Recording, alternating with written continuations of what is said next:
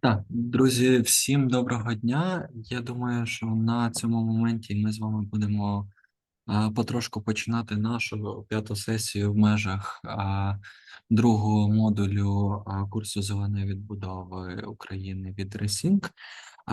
Сьогодні, як ви вже бачите, напевно, до нас доєднався прекрасний французький архітектор Ніколя Зізель, який має великий досвід проєктування і у Франції, в різних країнах світу, і, зокрема, в Україні. Він та його будьмо тім зараз теж активно долучається до процесу відбудови. Тому я дуже радий, що Ніколя зміг до нас доєднатись.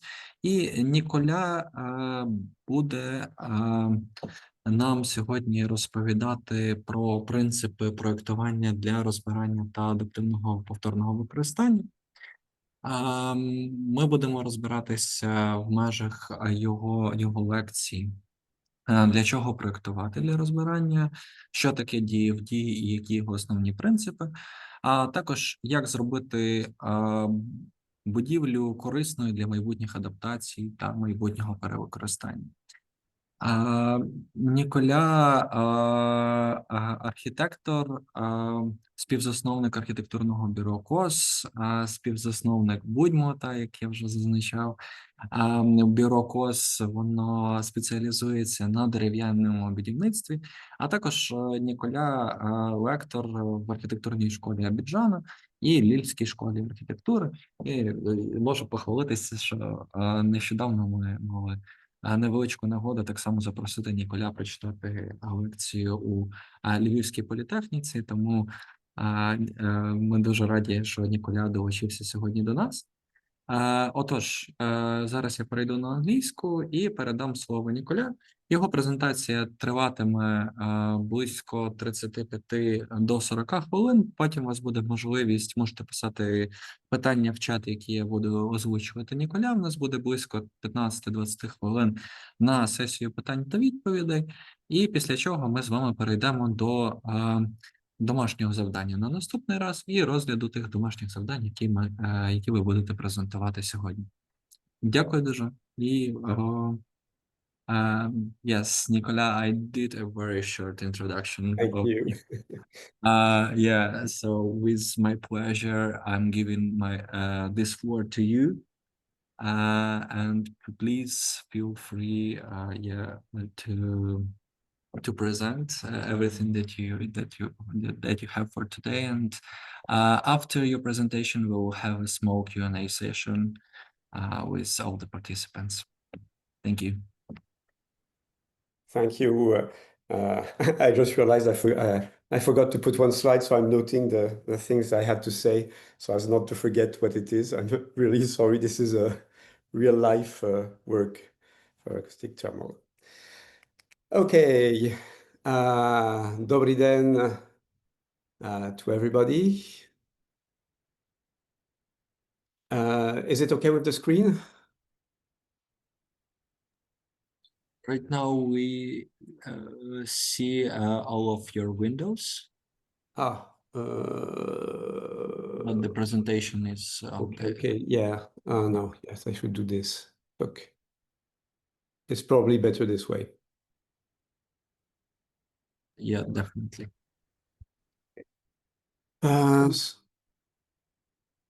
So yes, just a short presentation of what I do. So I have this 25-year activity of building wood structure world buildings in France. This is our latest one, which is the Olympic Village in Paris.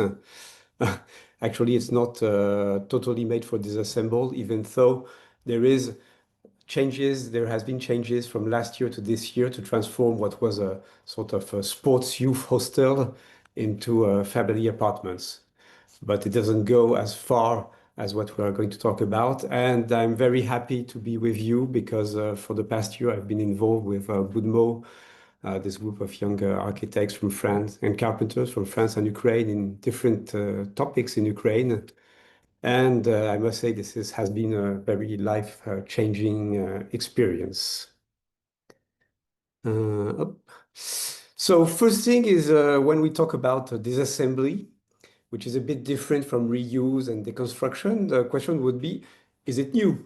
Is it something that has just arrived in the past years? It's a rising topic worldwide, but is it new? Not so much. It's been going along for a few 100,000 years, probably.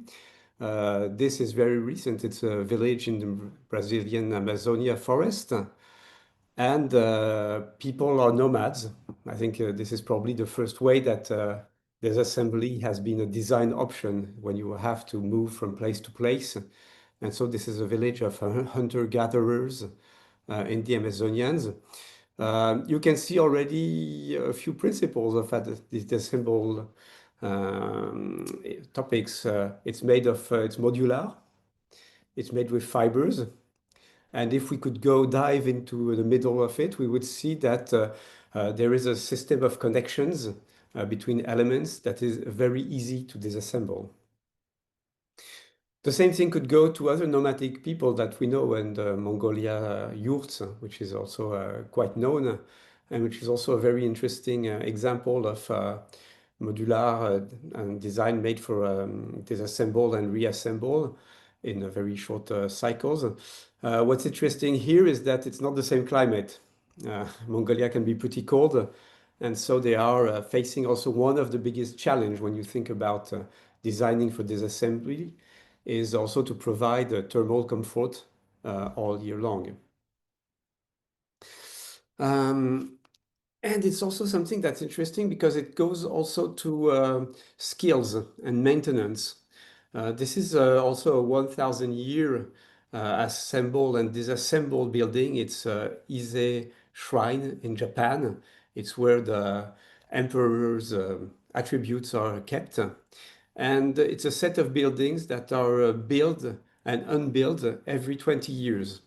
What is interesting is that the building that has lasted 20 years, the building is taken down, and then the parts are sent away to other locations in Japan to be used for maintenance of other buildings that use exactly the same building techniques. So this is another way of doing.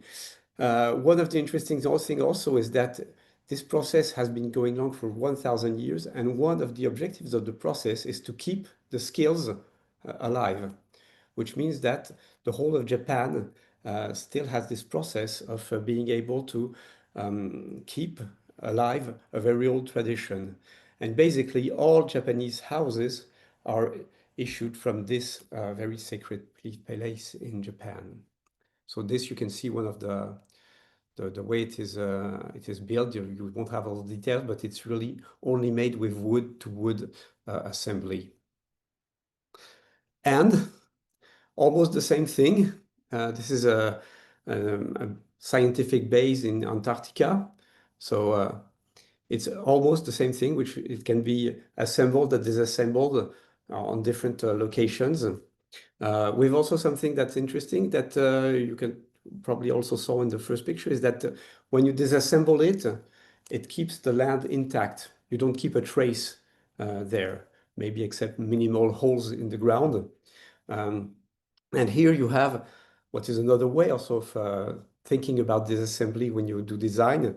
You have a sort of a skeleton made of wood and these panels that are totally integrated with insulation, all the fixtures, all the windows, etc. And there's also a big source of inspiration for all this assembly, disassembly, design thinking, which is all the entertainment arena. This is the caravan for Taylor Swift's Eras Tour logistics. So everything has to fit inside these 24 trucks. And every 2 to 3 days, it gets inside, outside. And everything is super repetitive, super standardized, so as to have the minimal time to assemble and minimal time to disassemble. So there are a lot of inspirations to get between these examples of an industry, this leisure industry that really has this short process that we can learn a lot when we think of designing a building, even of course if we are not in the same time frame. So speaking of disassembly, one of the obvious questions is why is it important? I mean, It's important for probably two reasons. One is that there is a big issue worldwide to renew the existing buildings, and to renew them in a way that they can also, you can keep the structures, keep adapting them to new uses, but also to topics of climate change. I don't know how it is right now in Ukraine, but we are under a heat dome in Paris, and no buildings are adapted to it. So there is really this question of being able to transform things without putting waste. Because buildings are the first user of raw materials on Earth. 50% of the built area in 2015 is not built. You can see the figure. We are building one Paris a week, one New York a month, one Tokyo a year. Most of it is happening in poor areas. And this is, for example, the cost of construction in slums in French Guiana. So and all the materials that are there, let's say that except for maybe the rooftop, every 2 to 3 years, people will have to move, and they will basically redo the construction, leaving enormous sources of waste. Almost 92% of construction waste are from demolition. Only 8% happens on the construction site because the industry has learned to be optimized, but still what we build, almost 90% will end up in waste fields in a span of 10, 20, 30, 40 years. And this is an issue because right now it has a huge carbon impact. And when you look at all the scopes, which are the different phases of construction, there is this scope 3, which is really the life cycle of buildings. And in the end, demolition and recycling is one of the steps, even if it's in the end, that can have the most impact on the carbon impact on the life cycle of a building. So it's something that is really gaining traction and becoming super important. So of course, the more you are able to reuse parts in 10, 20, 30, 40, 50 years, the more you have thought about that, the better, the lower the impact on carbon emissions is going to be. And of course, a lot of materials, when you look at materials, not all of them are pretty interesting in this perspective of disassembly and being reused as much as possible. 47% of all the materials that mankind has put in place for the past 200 years is concrete. Concrete is a super powerful material, but it's pretty hard to reuse it. Then you have bricks. Bricks, you can sort of rethink about using them, but they are super complicated for disassembly because they are glued by mortar. And this is really one of the biggest issues when you start thinking about designing for disassembly, is what is keeping the parts together. If it's something that has a chemical reaction, and mortar is something that has a chemical reaction like glue, you can be sure that you're going to need a lot of time to clean the things, to be able to reuse them, even if you have anticipated that. And in a way, the best ones are really in the low part of the figure, like metal.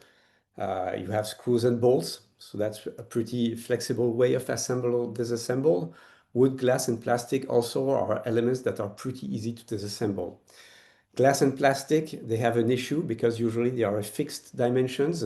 And if you're not redoing exactly the same thing, there's a chance that you won't be able, without putting a lot of energy in the transformation, to reuse them directly.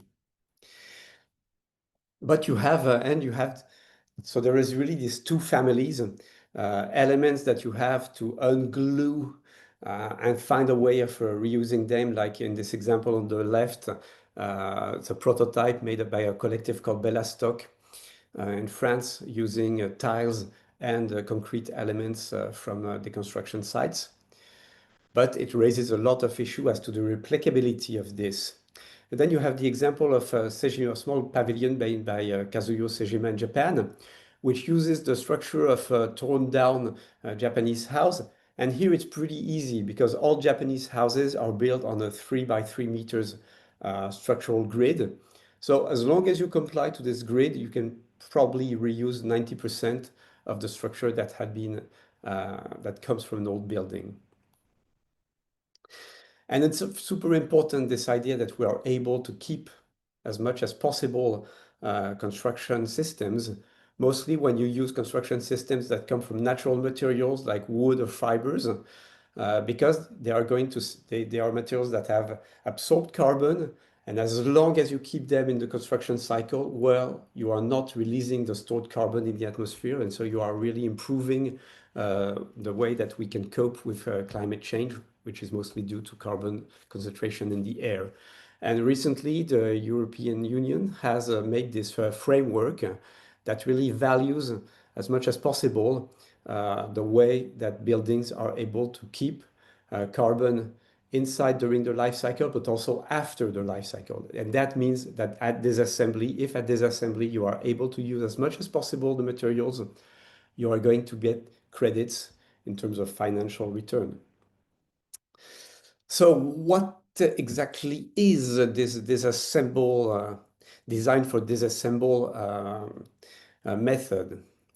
Basically, and funnily, it's something that really comes from the industry of making all sorts of things, from cars to smartphones, has been really focusing on that due to stricter regulations, because at each step of the construction and each step of the deconstruction of these elements that have a short lifespan, they're not like buildings. We know that a smartphone, for instance, it has a 3 to 5 year use, and then it goes to waste. So if you are able to disassemble it and have all the components that have rare materials or others, and reuse them and re-put them in the construction cycle, well, that's probably something better. And there is this 2000 European directive on extended producer responsibility that has really put a lot of pressure on builders of industrial elements like this.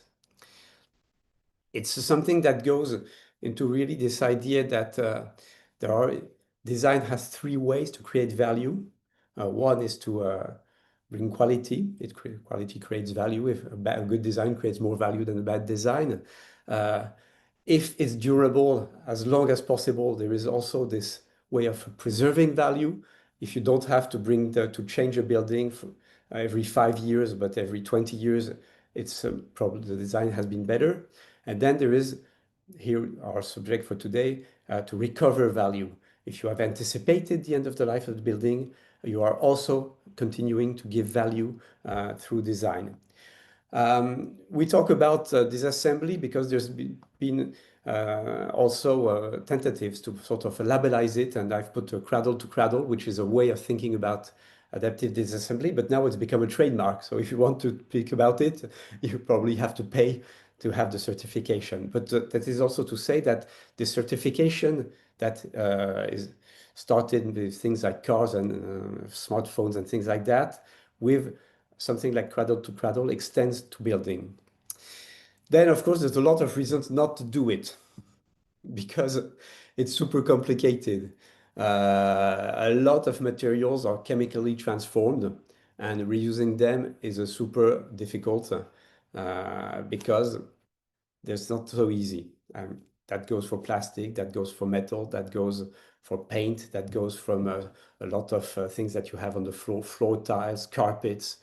You can go the list like that, but a lot of components inside of building are super hard to transform, to be reused and dismantled for proper reuse. Then there's the cost of labor. When you dismantle, it takes longer than when you just put down a construction, because you have to go part by part, almost square meter by square meter. It doesn't take as long as to build, but it takes quite some time. Another issue is that maybe in 10, 20 years, the materials that you had thought about for disassembly, well, we don't know if you can use them for a new construction, because they don't answer to the changes and shifts in building codes. In a lot of time, connection techniques are undoable, and you really have to break. When you disassemble things, you just basically break the parts that have been assembled, so you cannot reuse them. A lot of techniques, and mostly when you have, like we have in our climates, regarding insulation from heat or from cold. We now have a lot of layers in the composition of walls. And a lot of these layers, it's very difficult to bring them apart because they have not been thought for that. Think about gypsum boards and mineral insulation. Usually, when you take them off, you break them and you cannot reuse them. There is a lot of problems of transmission of information.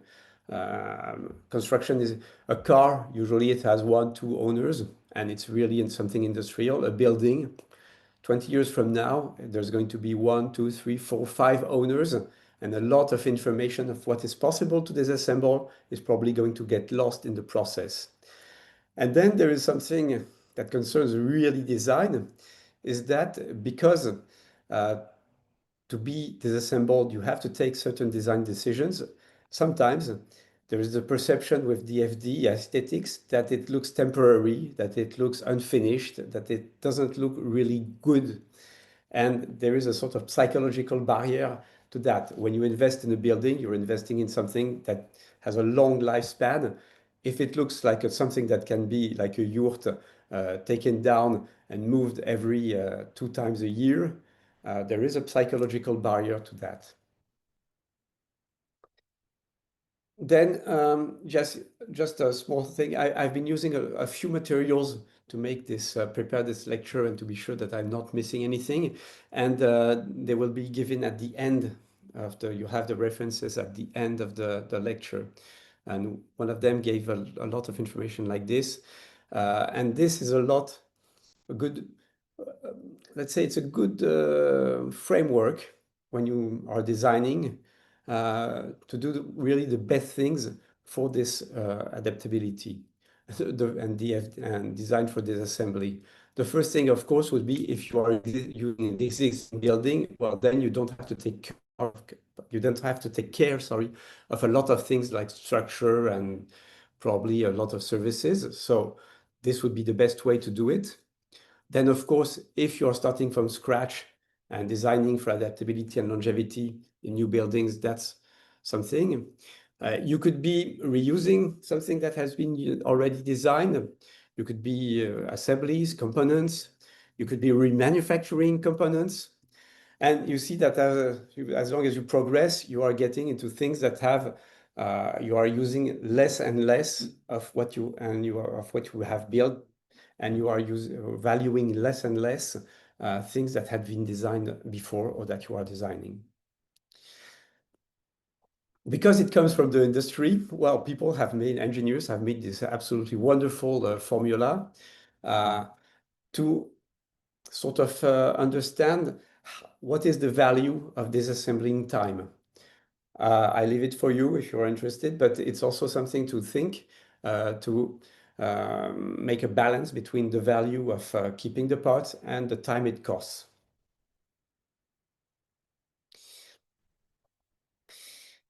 When you come to the built environment, there's not so much, let's say, rules that exist.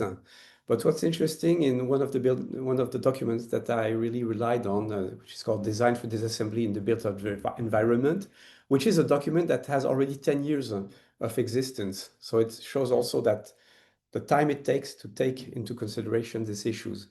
But basically, if you put all the 10 steps that they put, you can see that they fit pretty well in the 3 guidelines that are used by the industry making smartphones or cars when they think about disassembly for the products. Selection and use of materials, design of components and the product architecture, and selection of use and use of fasteners, the things that keep pieces together. And so you have 10 steps there that you can sort of put to these 3 different categories.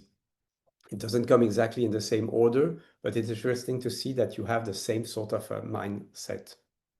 I'm not going to dive into detail on all of these. You can find them. Then, of course, when you are thinking about disassembly, it changes the way that you are working as a team, as a design team. And when I say design team, it's going to include probably the owner or the client, the final client. It's going to there is the whole design team with architects, engineers, and then there is the contractor side. But you can see that probably in this figure, they forgot on the contractor side that very early in the design process, you also have to be sourcing contractors and suppliers, just like they do industry. When they make a car, at the moment they start designing the car, they start questioning the suppliers, questioning the contractors, because if you don't do that, you don't know what are the capacities, and you are going to take decisions at a very early stage that are maybe going to be impossible to achieve. And then probably also something that they forgot in this very pretty interesting sort of framework is that they sort of exclude the client from also interesting steps, which are design and construction documents. This is also a very important moment that the end user must be involved to sort of crash test everything that has been designed. Will it be working for when the building is in operations? That's a question that only the final client, the client, is able to answer. And it's not at the end when you have delivery of the building that you must take consideration for that. It's really always during the design. In the same document, for those who want to dive a bit further on how you can implement these assembly strategies into actual building processes, they have made this sort of guidelines to sort of write a way of integrating them in the documents that you provide for building. It's all in the document that's at the end of the lecture, so it's pretty interesting to use these sort of things that have been pre-thought. When you think about designing for disassembly, there is clearly a question about workforce optimization, because that's also something related that the industry has learned, having super efficient factories, thinking by different parts. We have an issue in the construction industry is that we cannot do everything in the factory. At some point, we have to be on the construction site. And a lot of industries coming from metal, coming from wood, have had this tendency to lower the time that the workforce and lower the number of people that are involved in the building process on site. And so a lot of things are done sort of back office in factories. But this can go, as you can see, from wood construction, where you have a regular 2D or 3D systems that are made in factories that employ very little people. And that allows, for instance, for the building that is on the top left, which is one we did in Strasbourg, which is 100% wood construction, 35 meters high. It took 3 months to put all the structure in place, including the holidays of Christmas, and with only 6 people on site. But the magic was that, of course, you had before that 5 to 6 months in the factory preparing everything to be sure that the construction process was going to be as smooth as possible. So for wood, it's sort of very logic, but people are trying to also find other ways. And you have this on the right, this thing that is happening now in Switzerland with a company named TerraBlock. And they are making in factories this sort of reinforced rammed earth components to replace concrete floors. Because a concrete floor, there's no solution but to make it a waste. With these elements, you have something that's easy to break, and when it's broken, you can remix it to make other earth elements, or you can just put it back on the land, and it becomes something where you can plant trees or something like that. I think this is also important, this offsite and optimization thing to have in mind, of course, in the Ukrainian context of reconstruction, where there is obviously going to be a workforce issue and not so many, and it's already present that there is not so much availability of workforce. So if you are able to have less people working in a factory that is automated, less people that are on the work sites, it's probably a way of thinking that could be interesting, and it aligns completely with this idea of adaptability, disassembly of elements. So if we go a bit more in all the construction elements, we can start at the landscape and urban design place. A lot of places are covered, cities are covered with concrete and asphalt. Well, if you make it with rocks or tiles or elements that are smaller, like the Romans already did with these wonderful roads, it's able to stand a long time and it's able to be very easy to replace. And if there is no more need, to take it away and let nature come back and have greener cities. It can also apply on the urban level to all the services. Okay, this is a bit of a nightmare because it's a zoom of a street in Japan. Because in Japan they have these earthquake issues, all the urban services are as much as possible above the ground, which makes a visual mess, but makes it also much more easy to replace systems, to adapt without making holes in the ground all the time and undoing these beautiful pavements and re-putting them back, and so on.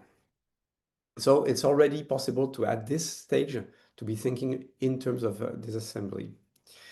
When you are thinking of buildings, well, the first thing is foundations. Concrete foundations, they use a lot of material and they're pretty hard to remove. Even stone foundations are pretty hard to remove, and you now have a lot of techniques with these metal screws on the left, or even with just basic wood foundations. Of course, it depends on the quality of the soil, but you can build a lot of things on them. Think about a city like Venice. It's completely built on wood foundations that are soaked into the water so as to be preserved. Here in tropical weather, they use woods that have this capacity to resist to water and insects. And then you have, of course, the structure that comes above.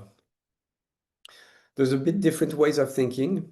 Either you will be using a sort of post and beam structure, like the picture on the right, or you will be going more to something that is already panels or construction modules that can come fully equipped, like the example on the left.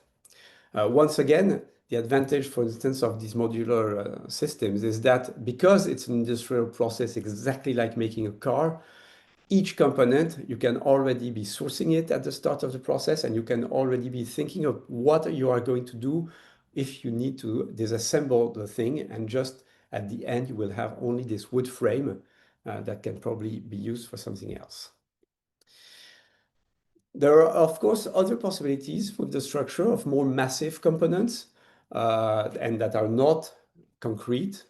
You have on the right, these are blocks of rammed earth. So it's a bit like the Swiss example for the floors, but this is more for a structure. This is made in a factory, and you just pile them and you just make a sort of joint between them, and it can be used either just as a front facade, or it can have, of course, structural capacities. Same thing when you disassemble it, either you can use it as is, or you can just bring back the earth to the earth. And you have on the left side elements that are made, straw wood panels that are made in factories. You have a few factories in Europe that are now implementing these sort of systems. One of the advantages is that you can use them as a structure, like in this example, but you can also use them as a filling inside a structure if you have to raise height, because these systems tend to be okay when you have 1, 2, 3 levels, but after that, they don't have the structural capacity and you have to use an additional structure. And then you have the fillings, where you have a structure like the post and beam. What do you put inside? It's a reflection, it's a thinking in architecture that has been going along for maybe more than 50 years. One of the biggest examples is the Pompidou Center in Paris by Piano and Rogers, where everything has been thought that you can see how things are assembled with screws and bolts, which means that it's very easy and practical to disassemble elements and replace them with other, because it's a completely modular system. So we are exactly like the station in the research station in Antarctica. It's it comes from this sort of high-tech thinking. Same thing, everything is done in a factory.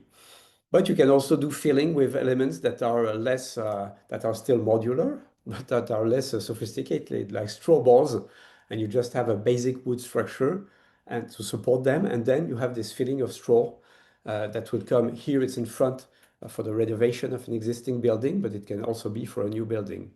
Once again, something pretty interesting in the Ukrainian context, where of course there is a lot of straw available and a lot of issues of existing buildings that have to be adapted to better thermal conditions. And of course, at the end, well, you can take the wood back, and the straw, it's a natural material. You can use it as a compost. You can bring it back to nature. It becomes a bit more complicated when you think about services, when you think about electricity, ventilation, water inside the building. Oh, this is really a big, something complicated. One of the things that maybe we'll see a bit further is, of course, you have industrialized components. You have, sort of toilet cabins that are made in factories and then you can just put in a building. Okay, that's a solution, but you can also go further. On the left, you have these sort of plug and play electrical systems that are more and more used, and that have this ability to be extended or cut. And once you take away the elements, you can use them in another building. So that's a pretty interesting thing. On the top right, in a project for French Guiana, we designed the building saying people there don't have any technical capacities, but still we have to provide them with water, with electricity. And you have this central column, which is the only thing that is made off-site, that is really something industrialized, that you just put inside the house and you have everything that comes around. It brings the electricity, it brings the water, it takes away the water. And so all the design is made around this very simple 80 by 80 by 250 high centimeters element that comes on the site, and that's also easy to transport because you can transport it by just by a truck or by a boat in this case of this place. And you can go even further, saying, okay, what happens to water after we use it? What happens to wastewater? Well, you can have plant filtering systems like on the bottom right, which is a great way also of reusing gray and dark and brown water by a system of different places, different steps in the cleaning of the water. And at the end, you have not drinkable water, but you have water that you can use for plants to grow around the site. Also, one of the great things is that to make this, you have to dig earth to make a sort of small basin. Well, the earth that you have dug, you can also make something with it. You can make something with earth for the bricks, stuff like that. So another way of thinking, if you are making a hole in the earth, what can you do with it? And lastly, to be on this topic, you have fasteners, things that keep elements together. And there is a whole range of things coming from that's interesting, for very ancient techniques, like the ones that you see on the top row with using wood assembly elements or ropes, to using more modern things like for the scaffoldings that you can see, or these sort of straps that that you can use for assembling things temporarily, but you can also use them to bring things together. This brings into consideration something very interesting, is that when you are thinking for disassembly, also think of the lifespan of the elements. There are elements, stuff that is inside a building, there's going to last for maybe 15 years. That would be like furniture. You have things that last for 520, 530, 3060, 6200. So always think, of course, of the elements that hold things together. How long are they going to last? How long does the manufacturer provide me the insurance that they are not going to fall apart? Which means that maybe at some point I will have to change them. So how am I going to change them to extend the capacity of the building, the lifespan of the building, and of course, there's the facility to disassemble it at the end. A few examples of buildings that use this. This is one of the first really, I think they really tried to do it 100% possible to disassemble the elements. It's in London by Vogtiselton Architects. And it's mostly an office building.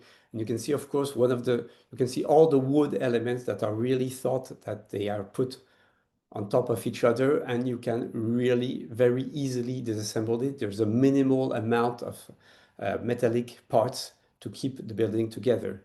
But you can also see that all the surfaces inside, they are completely visible.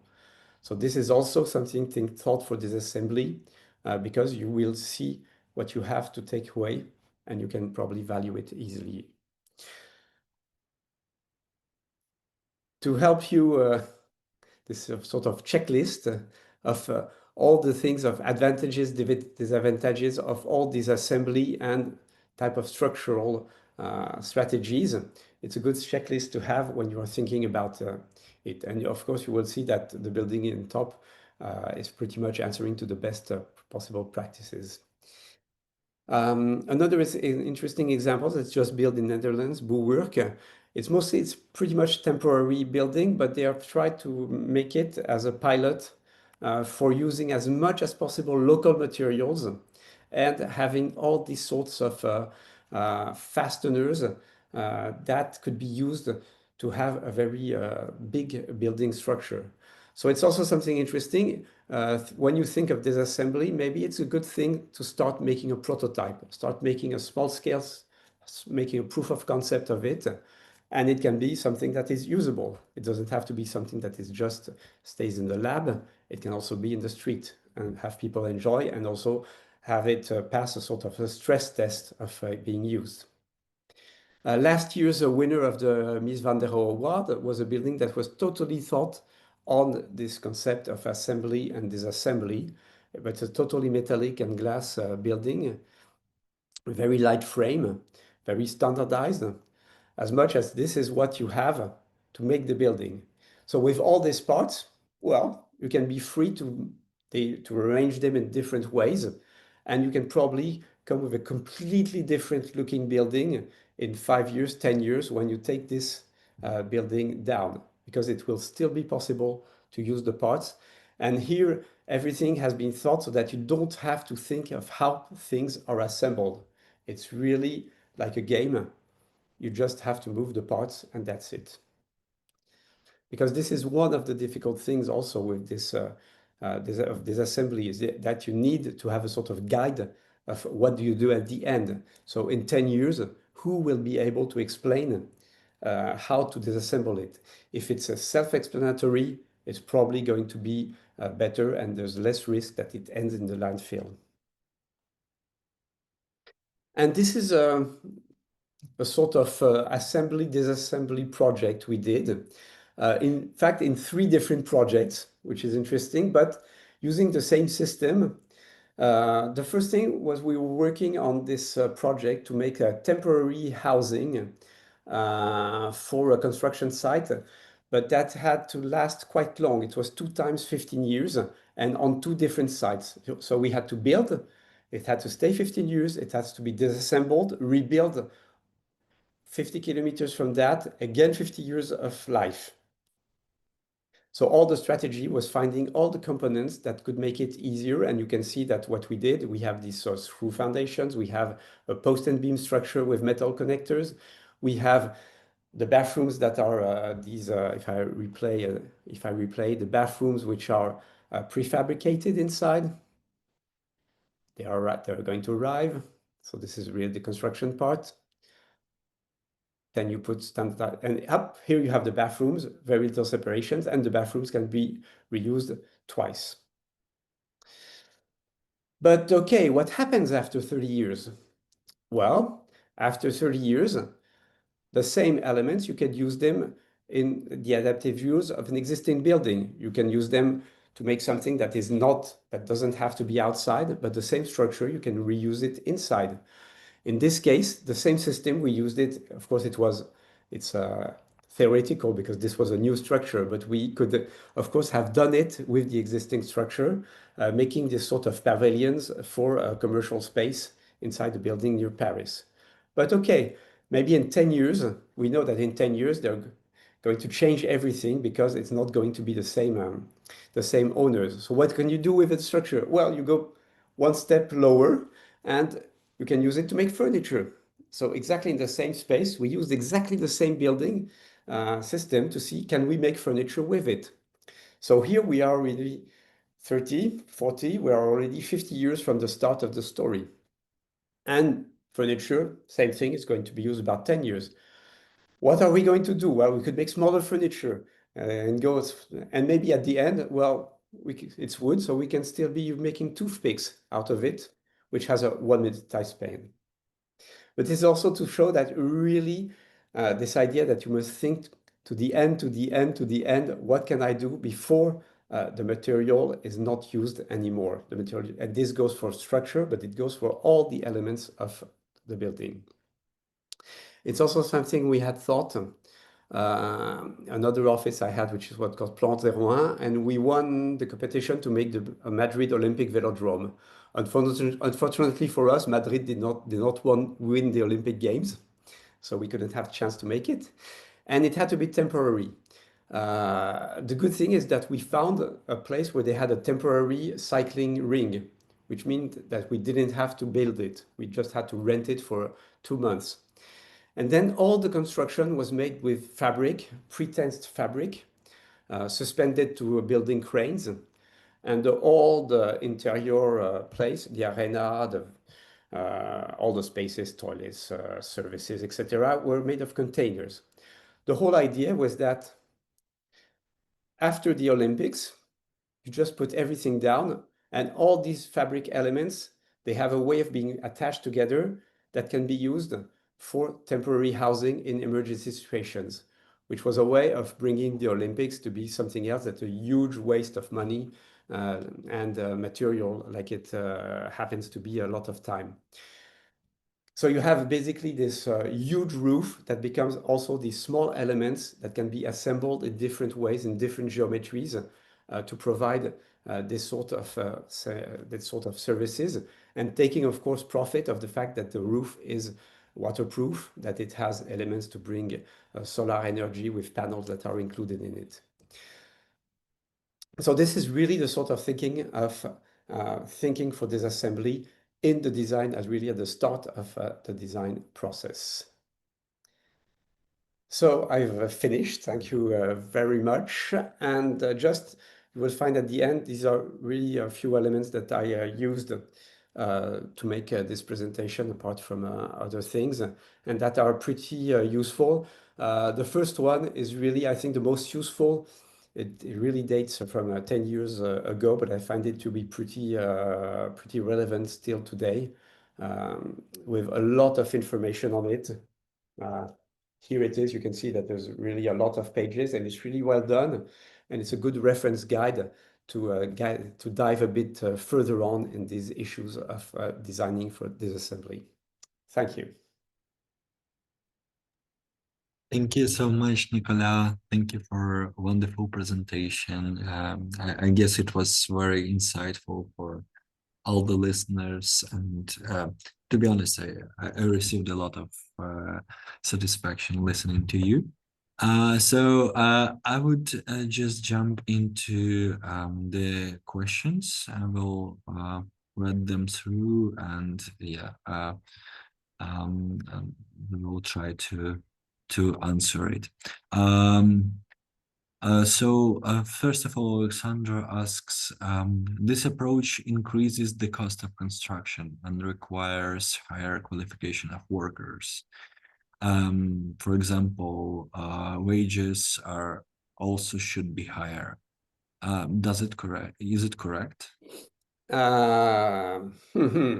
I'd say yes, in a way. Yes, of course it's correct, but it's always like innovations. There is going to be a first part where you go high, and here, of course, costs are higher because you have to invest in factories, you have to invest in training, you have to invest in proof of concepts. So this requires in engineering and stuff like that. And then usually when people realize that it costs a lot, everybody says, oh, this is not so good. So suddenly it's not more in fashion. And then it rebuilds to a sort of plateau when it becomes a general technique. All innovations go through these three phases. And so it's absolutely natural that at the beginning it costs more. And that's also why it's important to start with, to not go directly into big projects, but to go more to smaller projects, to proof of concept projects, and to really start building also the value chain. Because to arrive to make it possible to lower the costs, it has to be industrialized. Industry requires investment. So you really have to sort of have a 5-year in advance thinking before it becomes something that you can really use, let's say, on the regular market. But in the end, and this is something that I have learned with wood construction, when we started making wood construction in France 25 years ago, it was costing 30 to 40% higher than concrete construction because factories were not ready, because people were not trained, because they were spending too much time on the construction site. And then they learned from that and they worked how to optimize the process, how to have less workers on the construction site, how to have less time on the construction site. And let's say that in 10 years, the cost of wood construction in France and concrete construction is almost level when you are in the right conditions. It's still a bit higher, but it's also because, of course, people are paid more because they are more qualified. And this also means that it attracts people who are outside of the construction industry. You have a lot of people, today you have a lot of trained architects who are working in wood construction companies because it's really challenging, because all these issues of industrialization, of design for disassembly are there, and it's a good way to apply them really in the heart of the machine. Thank you. The next question is from Hilda, and she asks, as I understand it, DFD relies on the idea that materials can have multiple life cycles. But how realistic is that when it comes to wood, which might have a limited durability, especially in harsh climates? Well, wood, you have to protect it, but you have wood buildings that have 800, 1,000 years old in harsh climates. I mean, I think it's in Norway, they have wood, I don't remember, I think it's a wood church that is 600 or 800 years old, and really one of the worst climates theoretically for wood. You have to protect it, you have to maintain it. So this is also something that has to be taken into consideration. You also have to think about three things that I didn't talk about, three challenges also. Because of course, if you are making the stage scene for a Taylor Swift concert, okay, it's just a concert, it doesn't last too long. But when you have a building and you apply the same thinking, you're going to have issues about thermal comfort, because all these very nice assemble and disassemble parts that are kept visible, there are potential thermal leaks for hot or for cold weather. So that's an issue. You're going to have issues with acoustics, because basically acoustics between levels or laterally require mass. So there's a lot of thinking to do with acoustics to be able to have acoustics that you think more like making an instrument than making a sort of concrete cage. And you're also going to have an issue with fire, because since you are trying to not bring protective layers on materials, at some points, some materials, and of course in the case of wood, you have to think that what happens if there is a fire. If you have everything that is attached with fabric straps or with ropes, what happens if there is a fire? So these are things that there is no general solution, but you really have to take them into account when you are thinking. Thank you. Tatiana asks, what percentage of the building in France or in Europe is being constructed from materials of reused materials? Do you have any figures? I'm really sorry because I came on the figure last week. I don't remember it right now, but I was pretty impressed by it. No,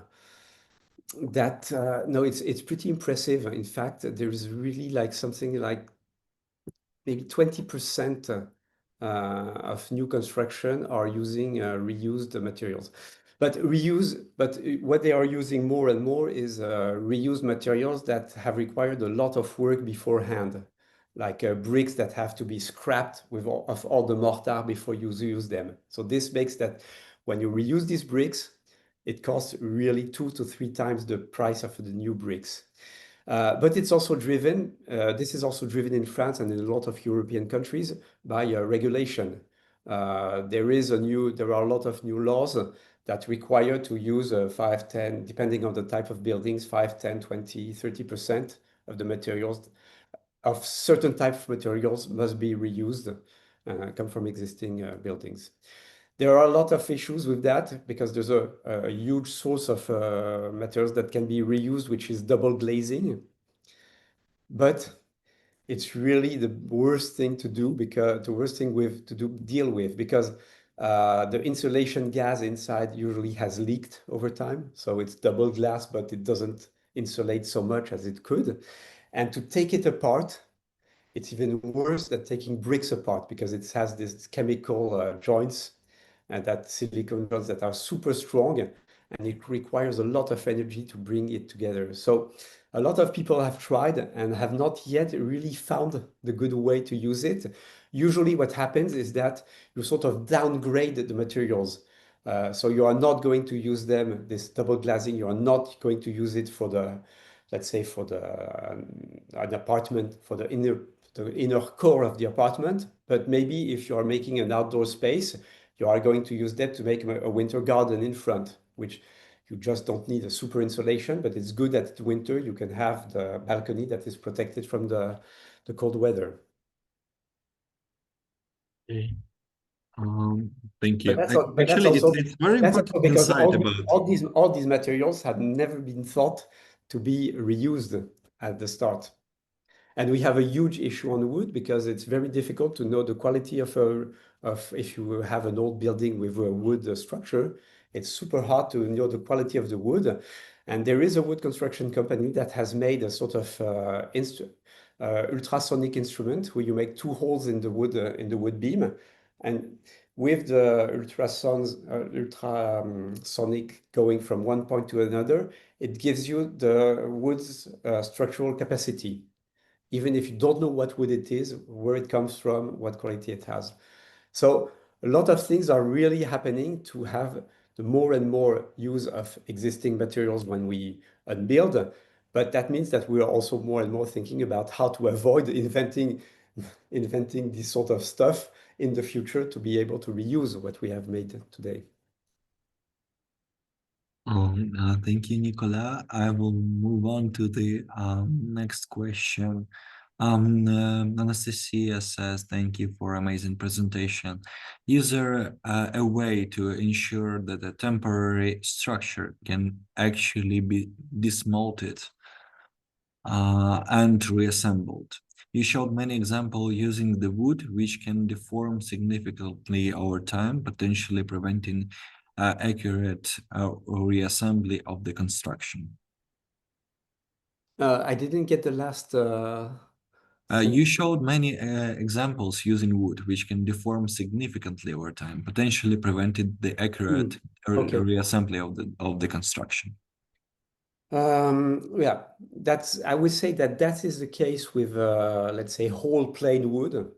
Of course, if you have beams that are made really a trunk of a tree, they really, of course, over time have a tendency to twist, to crack, and things like that. It happens less in the wood that is used in this perspective, which is more industrialized wood like a glulam or CLT or LVL, which is wood which is made of smaller parts, and the deformation over time is much less significant than with, let's say, a natural wood. But of course, you have to take it into consideration. What we know The pavilion, one of the pictures I showed of the post and beam pavilion in a garden, it was assembled in Rome. It stayed 6 months. The wood wasn't made to be exposed to outdoor conditions, so it stayed 2 seasons in Rome under sun, rain, so the worst conditions for wood. We took it down and we reassembled it in Paris. There was absolutely no issue. I mean, it was still 1 millimeter by 1 millimeter precision. Regarding that, we But have sorry, if you do it with metal, you could have the assumption that with metal it's easier, but don't forget that metal reacts to temperature. So sometimes if you disassemble a metal building in winter and reassemble it in the summer, maybe the parts will have gained a few millimeters and things will not go well together. So. Regarding the wood elements, we have a following question. I understand that reusing materials will decrease the carbon emissions for implementing new projects. But if the location for the project is different, wouldn't transporting them still have a carbon emissions, which might also be bigger than actually producing new materials? This is I would say, a big controversy in the building industry because every type of material has a lot of figures to prove that the other ones have a huge carbon emissions due to transport. It's true and untrue. When you put the volume of materials that are transported and you divide the carbon emissions of the transport, it's really a very tiny part of the carbon impact of materials. It's also important to know that carbon impact of a material, it's like 30% is for the construction. So that's the part we're talking about. But 70% is operations, what happens during the life cycle, during the life use of the building. So even if you go from 30 to 31%, okay, it's bad. But don't forget to look at the 70%, which is having good insulation, good solar protection, good ventilation, and all the good water use, which are all the moments for the lifespan, during the lifespan of the building, that the carbon emissions are going to rise. But then it's one of the good things with wood is that, let's say, at equivalent square meters, for instance, of construction, the weight that you transport is less than if it was in concrete. It's higher than if it was in metal.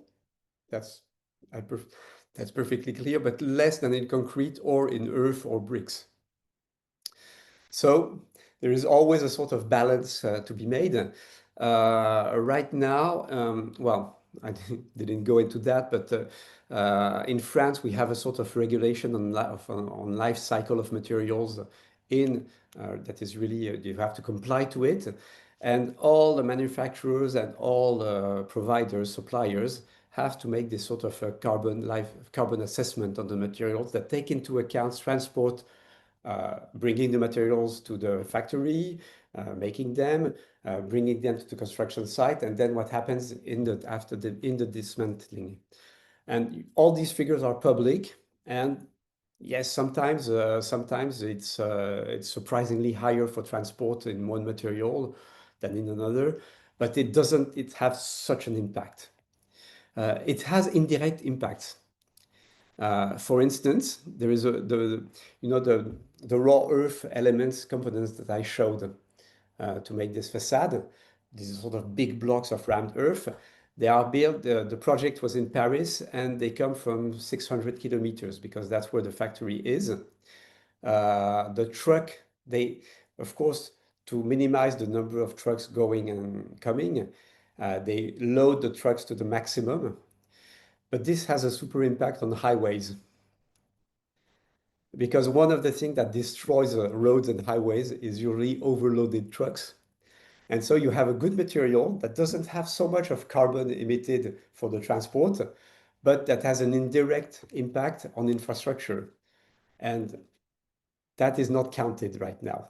So you have to be honest and open to all these questions. I think there's no perfect answer, but there's the fact that you have to be honest and you have to be always thinking about everything that is indirect. Yeah, thank you, Nicola. I have one more question from the audience that we may cover here live, and one more question I may ask you to cover in text. I think it would be maybe more useful. So I will start the one with we will be covering live. Anna asks how environmentally friendly or unfriendly is the practice of treating wood with fire retardant chemicals? And what are the common compensatory measures for ensuring the ecological protection of wooden structures? Regarding fire. Yeah. Yeah. Yes, chemicals in wood have a long history. They're not good. Let's be honest.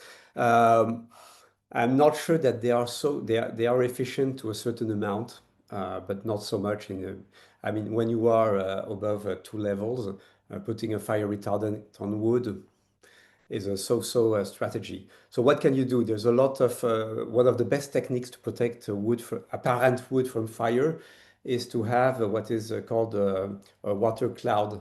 It's it's like this system of sprinklers that throw water, but now they don't throw it's not a shower. It's more like a cloud of vapor that sort of brings the fire down. And this is really the most promising, and it's already used in a lot of countries, ways of having apparent wood structures without protection, but still being able to comply to fire regulations. And it's not so complicated to put. Thank you. Thank you. The only thing, it's always the same thing. The only thing not to forget is you have to turn the knob to be sure that there's water in the pipes, because otherwise it doesn't work. Thank you, Nicola. And the question I may suggest to you for you to answer in text is actually, can you tell about the standards? I think it's about Eurocodes for the use of materials and structures. Thank you. Natalia asked this question. Yeah, right now. I don't Yeah. have the answer right now. And the thing also is that Eurocode on this aspect, Eurocodes are changing at the moment. I think, from what I understand, there is a new version that is arriving, or that has just arrived, that has taken a bit into account these issues. Okay. But I'll try to find information to pass to everybody. I'll ask all the structural engineers I know to. Thank you so much, Nicola. Thank you for amazing presentation. Thank you for being with us today, and for for taking such a important time to talk about the current issues in Ukraine, and possibly to find a way out for us to build in a green way. Thank you. Yeah, I think you have enormous possibilities. There's a number of talented people who are willing to change, to move fast forward. I mean, probably if you build on the experience of the so-called advanced countries, you probably have a way to shortcut us, and in 5-10 years, we'll probably be looking at Ukraine with envy. Thank you. Fingers crossed. Yes, I'm sure of that. And so thank you, André. Thank you, Olena, for the translation. I hope I wasn't too hard on you. Thank you, Nicola. Let's end for the rest of our session. I guess I will switch to Ukrainian, and we will talk about the homework. for the next time and Okay. homework that students prepared for today. So if Do I participate in the homework restitution or? you may, if you want. Yes, I'm interested to see. Ah, okay. This is such a new topic that having time to be thinking with others is always the best way to have things moving on. So I'd be really happy to participate. Ah, great, great. Then, окей. Тоді я перейду на українську. Давайте так. Зараз тоді проведемо сесію з презентаціями домашніх робіт, які ви підготували на сьогодні. І в кінці цієї сесії я розповім вам про завдання на наступний раз. Зрештою, вас, хто не зможе залишитися до кінця, в презентації до цієї сесії у вас буде можливість переглянути, перечитати це завдання в презентації. Там в чаті в WhatsApp четверта група просилася почати сьогодні, тому я надаю їм слово. Будь ласка, підніміть руку і будемо починати.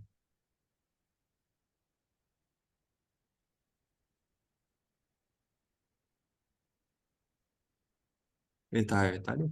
Так, добрий вечір. Я знов з вами. Добрий вечір. Да, трошки сонце світить, то воно якось так. Бачите. Ми обрали. Так, секунду. Зараз перейду на share screen.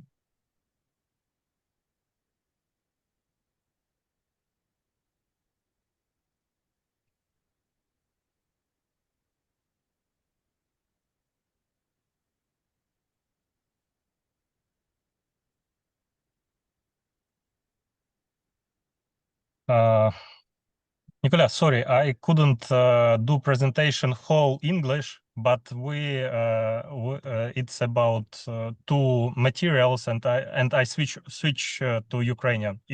No problem. Sorry, I'm not preparing so interesting presentation. It's a little bit more time for that. No, it's going to be my first Ukrainian lesson. Окей, cool. Ми собі вибрали два матеріали, які були найбільш часто згадуваними в наших попередніх роботах. Це глина і солома, і вирішили make глина і солома great again. Тобто повернутися до традиційного українського будівництва, яке базувалося на використанні місцевих легкодоступних природних матеріалів. Цей підхід лише відображав не тільки економічну доцільність, а й розуміння властивостей цих матеріалів і взаємодії з навколишнім середовищем. Чому це важливо саме зараз? По-перше, потреба в доступному екологічному житлі. Друге, це вартість будматеріалів зростає, логістика дуже ускладнена. Возити з Франківська, наприклад, в Дніпро цемент – це плюс багато-багато грошей. І, наприклад, ми взяли Київщину. Київщина має локальні ресурси, як глини, соломи, і, в принципі, тут багато людей. Два основних матеріали – це глина і солома. Глина – це природний матеріал, який використовується в будівництві, ну, там, мабуть, не знаю, там, царя Гороха і раніше, а солома теж досить легкодоступна через розвинене сільське господарство, і її багато залишається.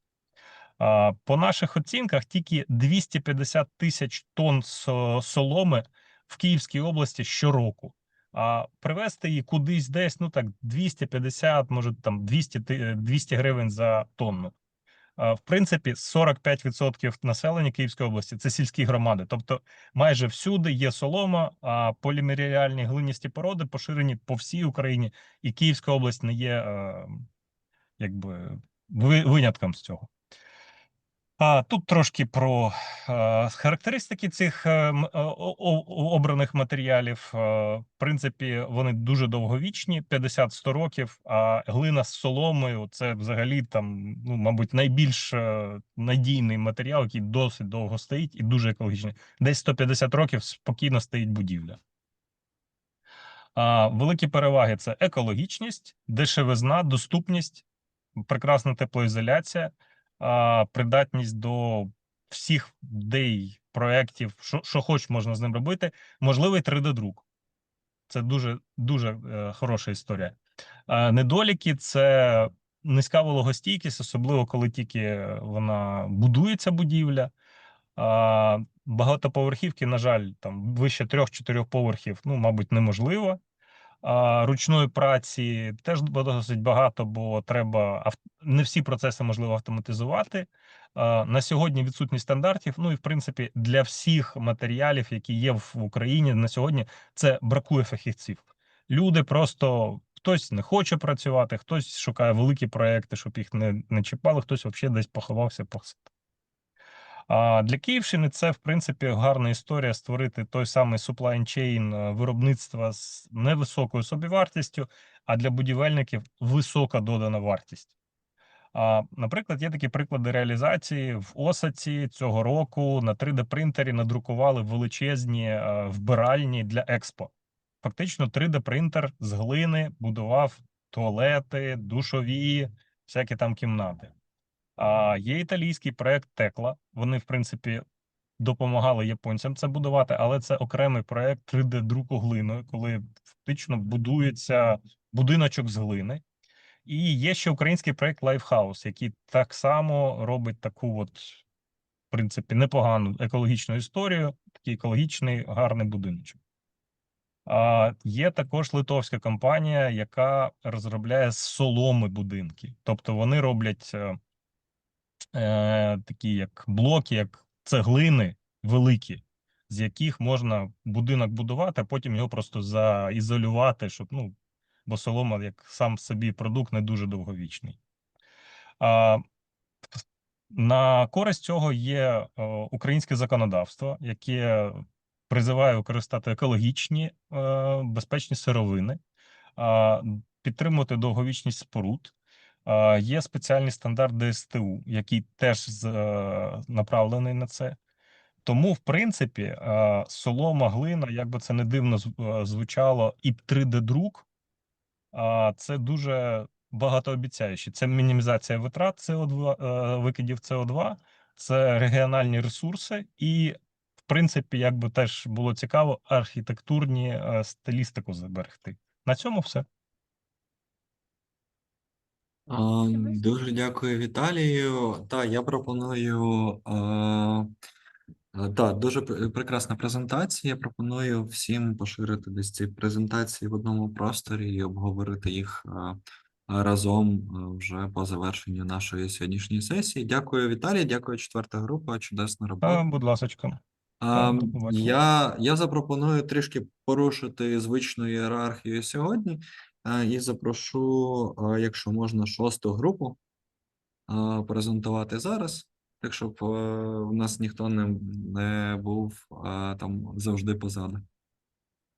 Будь ласка, представниці шостої групи, піднімайте руку.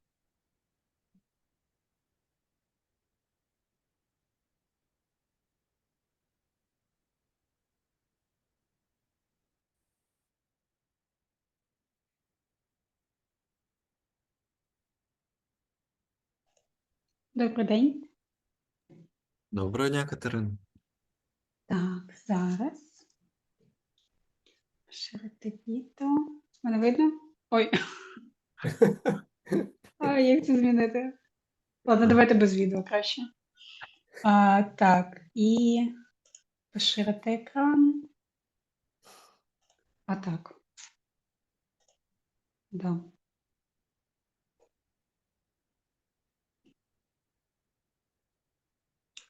Це воно. Все.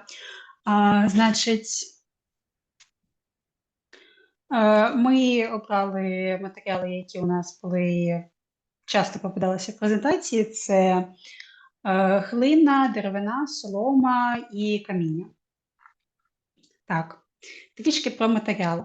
Глина – це доступний та екологічний матеріал для дихаючих будівель.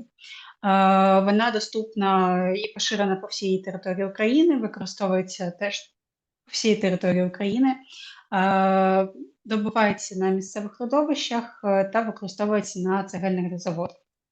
Ось, технічні властивості глини. Вона пластична у сирому вигляді і твердне при висиханні або опаленні. Вона паропроникна, тобто вона допомагає регулювати мікроклімат у приміщенні. Вона теплоакумулююча, вона вогнестійка і може зміцнюватися вапном, цементом, піском, іншими наповнювачами. Ось, вона дуже актуальна зараз, оскільки це екоматеріал для зеленого будівництва. Вона підходить для енергоефективних дихаючих стін. Як вже сказали, її можна використовувати для 3D-друку житла, і також вона використовується для відновлення традиційних будівель. Приклади сучасного використання – це натуральні штукатурки, клей-декор, це саманні блоки та панелі, 3D-друковані будівлі та туристичні екокомплекси. Наступний матеріал – це деревина. Її використовують також в традиційних конструкціях та в CLT-панелях. Дуже широкий спектр використання. Ось, доступна по всій Україні, тому що ліси наявні по всій Україні, використовується теж по всій Україні. Виробляється локальними пилорамами та деревообробними заводами. Технічні характеристики деревини – це відновлений матеріал, дуже легкий, має хорошу теплоізоляцію, має високу міцність, може зберігати вуглець. Єдиний мінус – це деревина потребує достатньої обробки, щоб бути дійсно міцною, вологостійкою і вогнестійкою. Ось. Актуальність для сучасного виробництва. Дерево дуже популярне в зеленому та модульному будівництві, використовується в CLT-панелях, використовується у вигляді клеєного брусу. З деревини можна будувати будь-які об'єкти, багатоповерхові, малоповерхові. Ось, це дуже екологічна альтернатива бетону та сталі. Також цей матеріал можна повторно використовувати. Ось, тобто розібрали будинок, використали знову. Приклади сучасного застосування – це CLT-будинки, TimberTech, Result CLT, каркасні екобудинки, реставрації історичних споруд, екокотеджі з клеєного брусу. Наступний матеріал – це солома. Це недорогий утеплювач для екологічного житла. Вибачаюсь.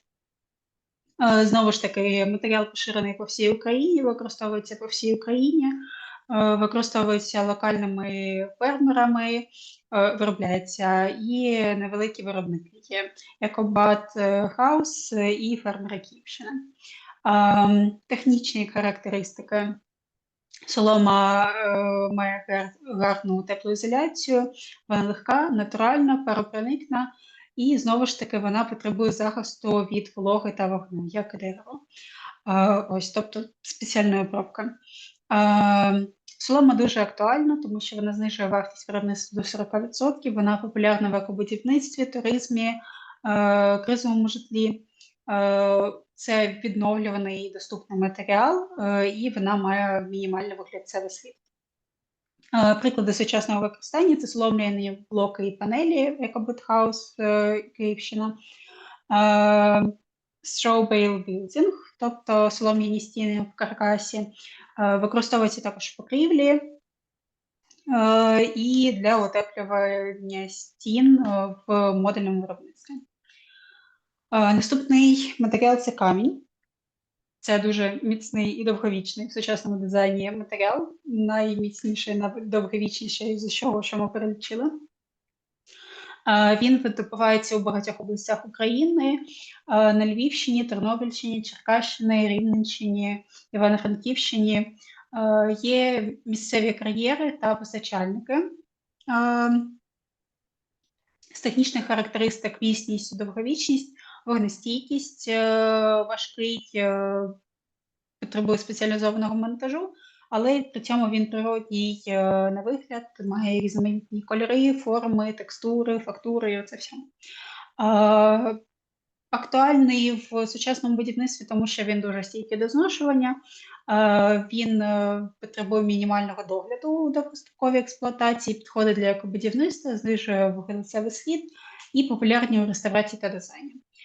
Приклади сучасного використання – це фасадне облицювання, мощення площ тротуарів, декоративні елементи та ландшафтна архітектура. Так, і тепер сприяння сталому будівництву через використання локальних, традиційних та біоматеріалів.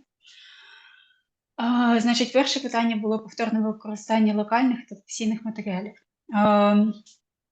Для цього ми можемо заохочувати використання матеріалів, які історично застосовувалися в регіоні, наприклад, глина, солома, дерево, черепиця і камінь. Ми можемо вибачаюся, я забула слово. Сприяти, підтримувати реставрацію, реконструкцію, реновацію старих будівель або їх демонтаж з метою повторного використання будівельних елементів.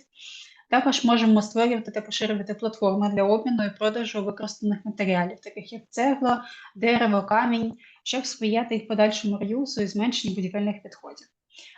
Також можемо співпрацювати з місцевими майстрами та ремісниками для збереження знань і практик і їх поширення.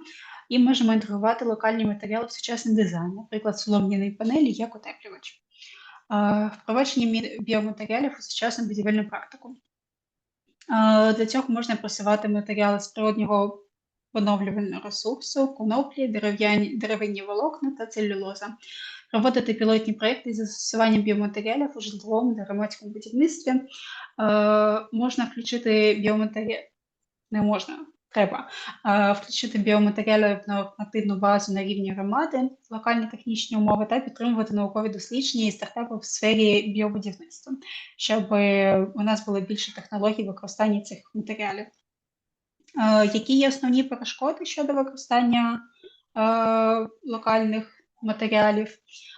Це правові, відсутність стандартів і сертифікації для нових біоматеріалів і недостатня нормативна база щодо традиційних матеріалів, а також застаріла нормативна база, яка забороняє використання деяких матеріалів в проєктах.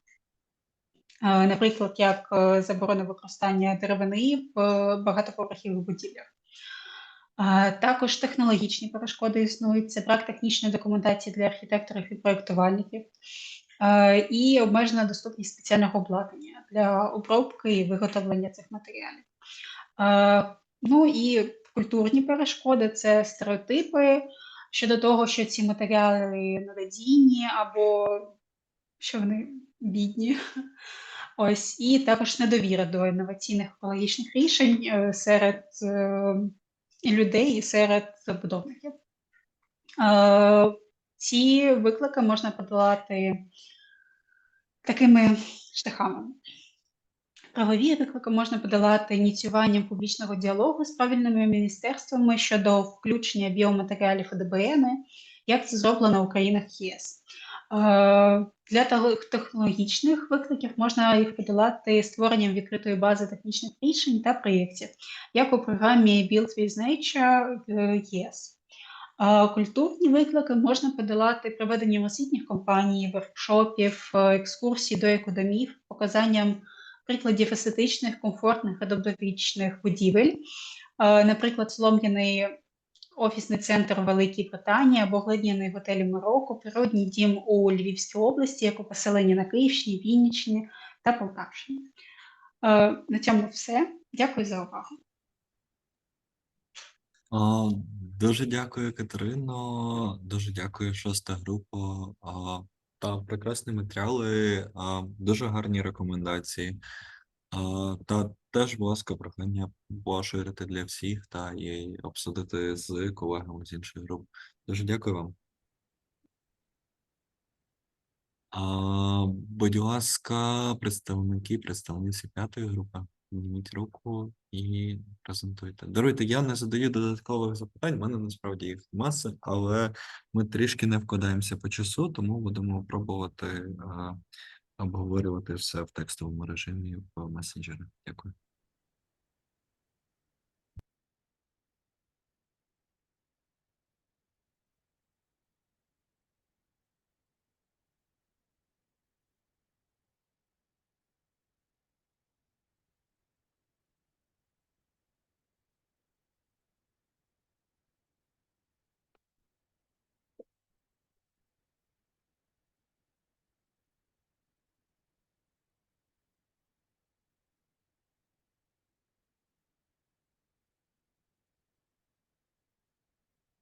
Чи є хтось з 5-ї групи?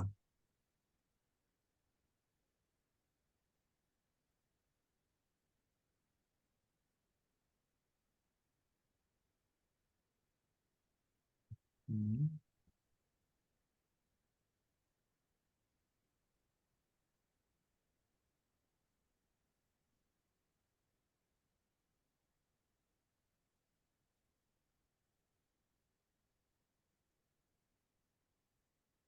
Напишіть, будь ласка, в чат, чи є хтось з 5-ї групи.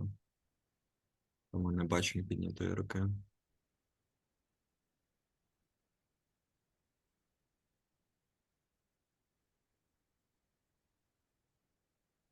Мгм. Добре, я так розумію, немає. Будь ласка, спікерки 3-ї групи.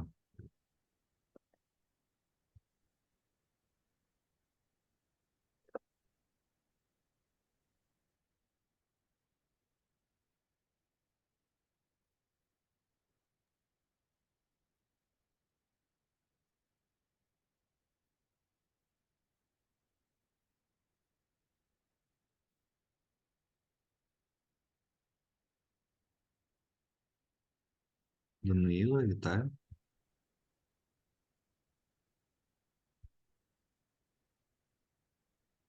Так, добрий день. Чути нормально? Так, чутно, видно. Все Так, чудово. зараз секундочку, підключаюся.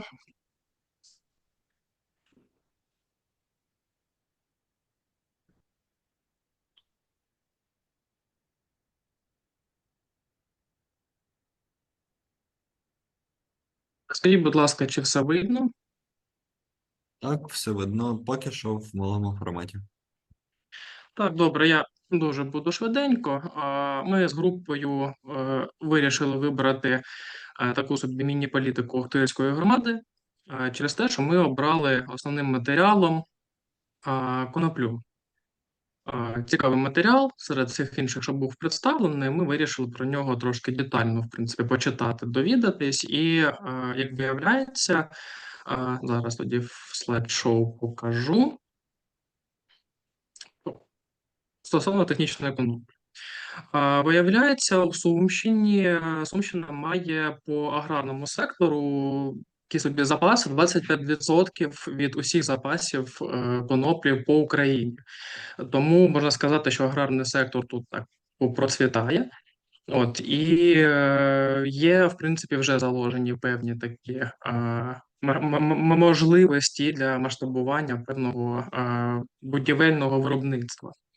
От, тобто тип регіону аграрний, малий промисловий центр, ґрунти підходять для технічних культур, клімат мірний, тобто підходить це добре. Соціальна ситуація, тобто громада зацікавлена у швидкій доступній відбудові приватного житла. А ми саме коли вибирали місце, про яке можна підготувати такий аналіз, це якраз ті міста або місцевості, які потребують дійсно відновлення після там воєнного або під час війни, після руйнувань. Потенціал місцевих будівельних біоматеріалів, які ми вибрали, це технічна конопля як основна, це деревина, її відходи, тому що це переважно, знову ж таки, селищна така сільська місцевість, і інші рослинні відходи, і взяли тут солому. Тобто це гарні матеріали для теплоізоляції, створення блоків, там для каркасних будівель, там технічна конопля у домішку формує гарні блоки для несучих стін арболіт, та й надбудови, прибудови при реконструкції. Деревина – це теж гарний матеріал, в принципі, найбільш уживаний серед таких екологічних матеріалів. Використовується також для швидкого достатньо зведення будівель, інтер'єрних рішень і так далі. Інші рослинні відходи можуть використовуватися як теплоізоляція, там для покрівлі, перекриттів, стін і так далі. От, трошки по характеристикам коноплі. У нас те, що я казав, це від 20 до 25% від загального обсягу коноплі по Україні саме у Сумщині, і Охтирка не стала виключенням. Тобто частина використовується від цієї коноплі, це костриця, внутрішня деревина, частина стебла, можливі продукти для переробки хемкріт, конопляна водяна суміш для блоків, є як утеплювач. охоплення цих ферм – це 40 кілометрів навколо міста, що дає гарні результати, в принципі, для розвитку і громади, і бізнесу, залучення інвестицій, а також, саме головне, це логістика і здешевлення доставки. І по параметрам можу швиденько пробігтися. Це, мабуть, головне – це швидке вирощування, легкий збір. Конопля не потребує якихось там тотальних орощувань, оприскувань від шкідників і так далі. Тобто вона неприхотлива, вона гарно росте і, відповідно, гарно збирається та оброблюється. Ми також проаналізували виробники, які вже працюють на коноплі. Виявляється, в Україні, в принципі, достатньо багато. Вони працюють по всій території і мають вже успішні кейси для застосування, і, в принципі, можуть слугувати певною базовою прикладом для нарощування політики у місцевих якихось радах, які можуть використовувати дані приклади для того, щоб можна було розвивати це на території інших громад. І один із прикладів ми брали як найпоширеніші зруйновані будівлі – це школи, медичні заклади та житло. І підготували такий проєкт, чи не проєкти, приклади проєктів, де використовуються ці блоки. В принципі, на цьому все. І можу тоді зараз показати ще документ, який ми так як невеличкий аналіз підготовлювали, як міні-політика. Тобто те, що повномасштабна війна спричинила масштабне руйнування, і у нас, окрім того, що в громадах має бути політика по певній екологічній відбудові, ще мають бути певна політика із застосуванням повторного виробництва матеріалів через те, що існує дуже багато забруднень і, відповідно, будівельного хламу і всяких відходів. Основними принципами вибрали це повторне використання, це екоорієнтовне будівництво, це локальність і навчання, популяризація, тобто якась певна партисипація у місцевих жителів. Заходи, які можуть запропоновані бути в громадах, це аудит наявних відходів ресурсів, залишки після руйнації чи демонтажу будівель, це розробити певні пілотні проекти на базі шкіл, те, що я вже казав, амбулаторій, пунктів допомоги, це запровадити грантову або програмну підтримку для жителів, це можливо і не тільки на базі громад, а ще це може по Україні бути на фоні держави, і укладання партнерств, співробітництв з усілякими підприємцями, майстрами, університетами, які можуть бути допомагати в розробках новацій.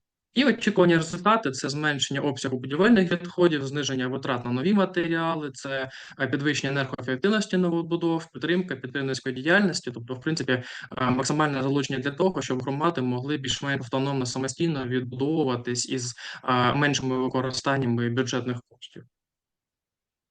І пролистаю зараз так і покажу такий більш вже фінальний варіант нашої такої міні-політики. Це ключові принципи, напрямки впровадження, залучення бізнесу, інформаційні кампанії, тому що є проблема з тим, що люди можуть не розуміти. В принципі, попередній спікер про це казав, що люди можуть не усвідомлювати або ефективність, або користь від нових цих матеріалів, і, можливо, не такі вони можуть бути популярні на даний час, але мають великі перспективи. Це залучення інвестицій, грантів від міжнародних партнерів, це партисипація залучення людей і інші інструменти. І у нас є певні реалізації, як пілотний, розроблений, наприклад, на якусь стратегію по залученню в комплексний план відновлення по громадах. І також розробили сценарій розширений.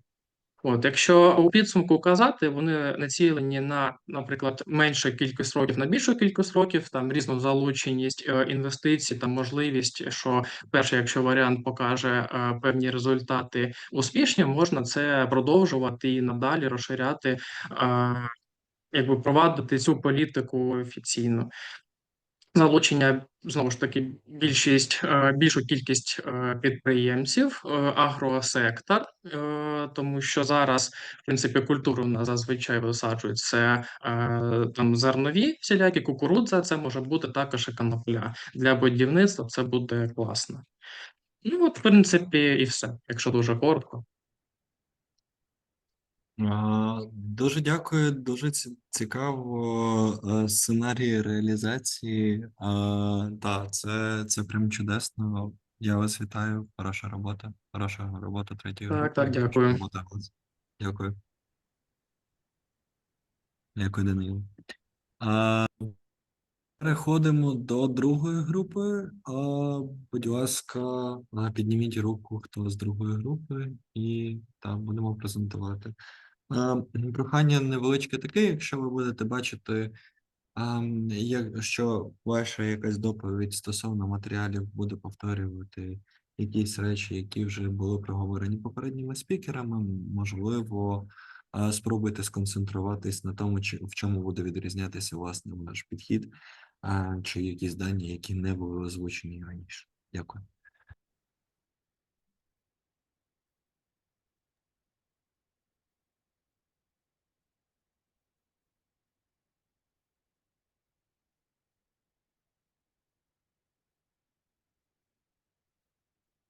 Будь ласка, друга група. Чи є хтось?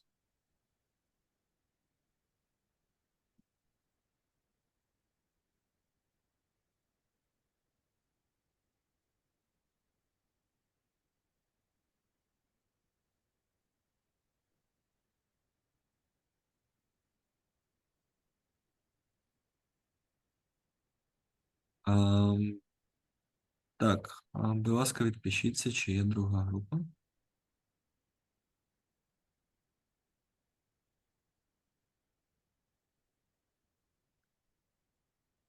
Добре, переходимо до групи номер 1. Будь ласка, підніміть руку, запрошую. Спікер по спікерам від першої групи.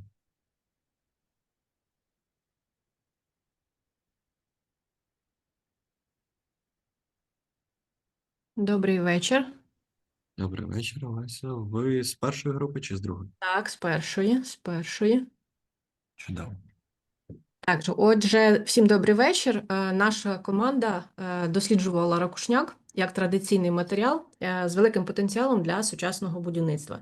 І нашою головною метою було переосмислити його для ролі зеленої відбудови України. Отже, ракушняк – це природний пористий вапняковий камінь, який сформований з кам'янілих решток морських організмів мушель. Доступність його в регіоні в наявності у південних регіонах України, а саме це Одеська агломерація і найбільший видобуток його на кар'єрі Південний. І якщо говорити про цифри, то найбільший його обсяг він сягає близько 15 тисяч блоків щодня. Щодо характеристик і властивостей, то якщо так швиденько пробігтися, то в примітці видно, що сама його первинна структура і самі його первинні властивості, вони не дуже є якісними, тобто дуже низька в порівнянні з бетоном міцність на стиск, він дуже пористий, вразливий до неморозостійкий і таке інше. Але поряд з такими властивостями, які є не дуже, будемо казати, високими, він також володіє такими технічними характеристиками, як легкість, він дуже простий в обробці, він добре поглинає шум, має високі теплоізоляційні властивості та він дихає, що головне, тобто він пропускає пару водяну і запобігає утворенню грибка та конденсату. Його історичне використання, до прикладу, якщо говорити про Одесу, то ракушняк сформував архітектурну ідентичність цього міста і його використовували в найвідоміших будівлях. І як бачите на презентації, що ракушняк можна побачити в Одеському національному академічному театрі опери та балету. Там у стінах цокольного поверху застосовувався саме ракушняк. В археологічному музеї, наприклад, використовувався ракушняк у фасадах та нижніх поверхах. І, наприклад, всім відомий це пасаж Менделєєва, також використовувався ракушняк у якості підвальних та цокольних приміщень. Отже, проаналізувавши цю інформацію, є такі дані, що близько 90% пам'ятків культури та архітектури вони займають саме у використанні цього матеріалу. Тобто ракушняк – це типовий матеріал, який використовується не тільки як конструктивний елемент, а також як і для облицювання.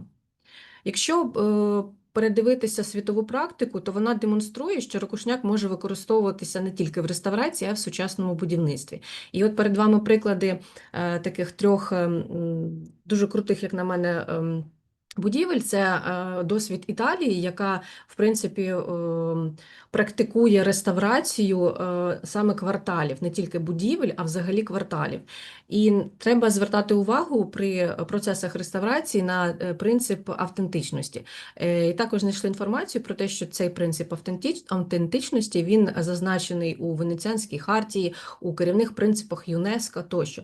Тобто саме цей матеріал, його потрібно використовувати як автентичний, але його використання лише в його первинних якостях, воно не зовсім приносить, будемо так казати, користь будівлі, тому є така система, як застосування і ін'єкція, але це трошки згодом. І щодо сучасного будівництва, тут у нашої групи, у більшості, будемо так казати, членів нашої групи був просто шок, тому що ми розглядали ракушняк, у всіх він в голові сприймався як матеріал, який може використовуватися тільки в реставраційних якихось роботах. Але коли ми переглянули і проаналізували практику сучасного використання, то, до прикладу, є дуже крутих 3 приклади. Перший – це реконструкція швейцарського фермерського будинку. Це просто неймовірна будівля, яка ще й відповідає стандартам Літ і Бріам, що дуже реально круто, як на мене, бо там використовувалося в фасаді повторно цей камінь. Також дуже цікавим є об'єкт – це облицювання музею витончених мистецтв у Франції. Це не тільки гарна архітектурна подача, це і ще дуже гарно використано саме камінь місцевий вапняк, який використовувався в якості облицювання. І мій фаворит – це приватний будинок в Австралії. Це не тільки, будемо так казати, гарне підібрані рішення з точки зору світла, вентиляції і будь-яких ще інших якихось архітектурних концептів, але цей об'єкт, він став ще будинком-маніфестом, який декларує сталий дизайн використання цих матеріалів. І таким чином використання і застосування цього матеріалу, воно не тільки служить гарним прикладом реставраційних робіт, а й служить гарним прикладом для сучасного використання. Наступна таблиця, я не буду на ній зосереджуватися, це саме порівняльна таблиця і результат тих технічних властивостей, які вже після того, як застосувалася система ін'єкцій, наскільки підвищується якість, ну і інші показники технічні цього матеріалу. Далі перейдемо до основних перешкод у використанні ракушняку. Серед них хочу виділити технологічні обмеження. Це, до прикладу, висока пористість і низька міцність, або призведення до швидкої деградації в умовах змінного клімату, або потреба в додаткових ін'єкційних зміцненнях. І по всім цим 3 перешкодам можна зробити єдиний висновок, що шлях подолання цього буде – це якраз застосування тих європейських практик, а саме застосування ін'єкційних технологій, або гідрофобізація, або інші. Тобто вже Європа нам декларує, будемо так казати, показує практично, що застосовувати цей матеріал можна, і шляхи подолання наразі існують. Щодо правових бар'єрів, то серед них ми виділили обмежену сертифікацію технологій і відсутність чітких технологічних регламентів та сучасних будівельних норм. Але також шляхи подолання цих перешкод, вони вже реалізовані в Європейському Союзі і, до прикладу, в Італії вже на основі реставрації 3 об'єктів Стуфу та Вапняку створили технічну місцеву карту, яка і стала локальним інструментом. Тобто для України, в принципі, подібну настанову, тимчасову або постійну для регіону її можна створити. І, до речі, створюється, вона може створитися на основі якогось профільного інституту, до прикладу, то Одеська академія архітектури і будівництва, вона вже на своїй кафедрі розглядала і виконувала дуже багато всіх досліджень, в тому числі і практичних, застосування цих ін'єкцій для ракушняку саме місцевого. І серед культурних та професійних установок можна виділити це сприйняття ракушняку як застарілого матеріалу, відсутність масового попиту і дефіцит фахівців. І серед всього цього, будемо так казати, серед цих перешкод, попередні приклади застосування і використання цього матеріалу у сучасному будівництві, вони наразі і демонструють саме це, як же ж потрібно позиціонувати ракушняк, або як потрібно втілювати ці успішні кейси, або як можна, утворюючи навчання і додаткові якісь створення методичних документацій або якихось досліджень, наскільки вони сприяють покращенню сприйняття цього матеріалу. Наступна табличка, я не буду на ній зосереджуватися, це саме посилання на ці приклади, які ми знаходили, і саме дуже цікаво, мені сподобався саме приклад в Італії, що на основі оцих реставраційних роботах 3 об'єктів вони навіть створили цю технічну карту, про яку казала, і там за потреби можна натиснути на посилання, коли я скину вже презентацію, подивитися. Це нереально крута робота, я просто дивилася, італійською не знаю, але намагалася переводити її. Ну, це дійсно дуже крутий приклад, наскільки активно Італія реставрує свої об'єкти і цінить свою ідентичність. І хочеться завершити традиційно нашу презентацію нашої першої групи. Це фразою відомого архітектора Франца Бофа, який стверджував, що справжнє місто починається з розуміння того, з чого його збудовано. Отже, саме ракушняк, він ідеально підходить не тільки для реставрації в м'якому кліматі, він потребує вже зміцнення. І без захисту він дійсно швидко деградує. Тому, якщо ми будемо використовувати сучасні новітні технології, сучасні новітні обробки, то якраз і підходить оце символізм цей, що неможливо що зберегти, не підтримуючи його. Тому всім дякую за увагу і вітаю ще раз з нашим професійним святом. Дякую. Дуже дякую, Олеся. Дякую першою групою, дякую за чудесне, насправді, ґрунтовне дослідження. Я тоді, я вам дуже дякую всім за вашу роботу. Олеся згадала про те, що сьогодні професійне свято, День архітектури України, з чим я вітаю всіх причетних. Тоді я чекаю презентації 2-ї та 5-ї групи в нашому чаті. Натомість швиденько в 2 словах спробую розповісти про домашні завдання, які вам потрібно буде підготувати на наступний раз. Тобто на наступний раз нам потрібно буде в кожній групі, окремо в тих самих групах, оглянути і проаналізувати вже реалізовані проєкт на вибір вашої групи, проаналізувати там їхні матеріали цього об'єкта, конструкції, зрозуміти, чи ці матеріали і конструкції можна розібрати, і пояснити, чому ці матеріали можна розібрати, чому ні. Ну, наприклад, не знаю, якісь шарнірне з'єднання нам дозволяє сказати про те, що це потенційно може бути розібраний об'єкт. Відповідно, чому і об'єкт іншого, якесь інше з'єднання ви розібрати не зможете. Знову ж таки, робота складається з 2 етапів. Перший – це коли команда обирає один або декілька реалізованих об'єктів. Кожен учасник аналізує цей проект з акцентом на матеріали, конструктивні рішення, типи з'єднань, можливість демонтажу без пошкодження матеріалу, обґрунтування чому розбір або нерозбір можливий.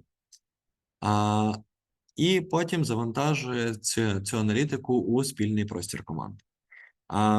Спікери чи спікерки переглядають ці всі індивідуальні напрацювання, визначають повторювані або схожі паттерни і спостереження, формують спільний файл або презентацію, що буде включати, власне, обрані проекти, основні матеріали і конструктивні рішення, аналіз типів з'єднань і можливості їх розбору. І, відповідно, спікер та спікерка чи спікерка, вони будуть готувати узагальнені висновки щодо придатності проєктів для циркулярного будівництва. Дякую. Якщо є якісь запитання, буду радий на них відповісти або тут, або в WhatsApp. Я всім дуже дякую, хто залишився з нами до цієї пізньої години. Дякуємо ще раз Ніколя за його презентацію, за його участь. І бажаю всім гарного, спокійного вечора. До зустрічі у четвер. Дякую. Дякую.